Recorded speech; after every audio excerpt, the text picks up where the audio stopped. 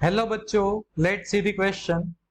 An electron enters a magnetic field whose direction is perpendicular to the velocity of the electron. Then बच्चों question में हमें बताया गया है कि एक मैग्नेटिक फील्ड में इलेक्ट्रॉन एंटर हो रहा है बच्चों, जिसकी डायरेक्शन जो है बच्चों मैग्नेटिक फील्ड की डायरेक्शन वो वेलोसिटी की डायरेक्शन से बच्चों परपेंडिकुलर है।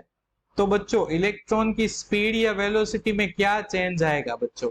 तो सबसे पहले तो हम लिख लेते हैं बच्चों की कॉन्सेप्ट। यहाँ पर कौन सा वाला की कॉन्सेप्ट यूज होगा बच्चों? तो सिंपल लॉजिक है बच्चों, यहाँ पर जो की कॉन्सेप्ट यूज होने वाला है बच्चों वो आ जाएगा magnetic field and magnetic force.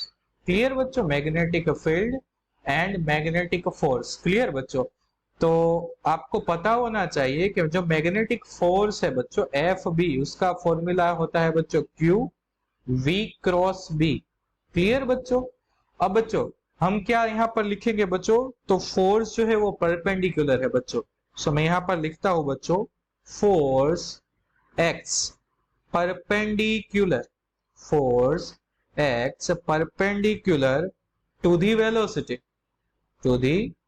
velocity in a magnetic field।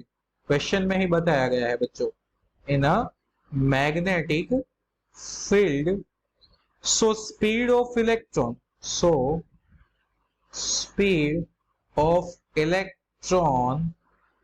will remain same because force जो है बच्चों वो परपेंडिकुलर है। आपको पता होना चाहिए कि स्पीड चेंज करनी हो तो हमें जो फोर्स है बच्चों वो परपेंडिकुलर नहीं लगाना है बच्चों। With angle 0 to less than 90 degree में फोर्स एक्ट करेगा तभी उसकी स्पीड चेंज होगी। हाँ, बट डायरेक्शन चेंज हो रही है बच्चों, सो वेलोसिटी चेंज होगी, बट जो स्पीड है बच्चों वो क्या रहेगी? सेम रहेगी बच्चों।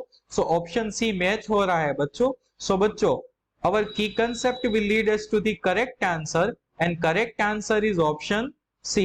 So I hope बच्चों you all understood it well. Best of luck.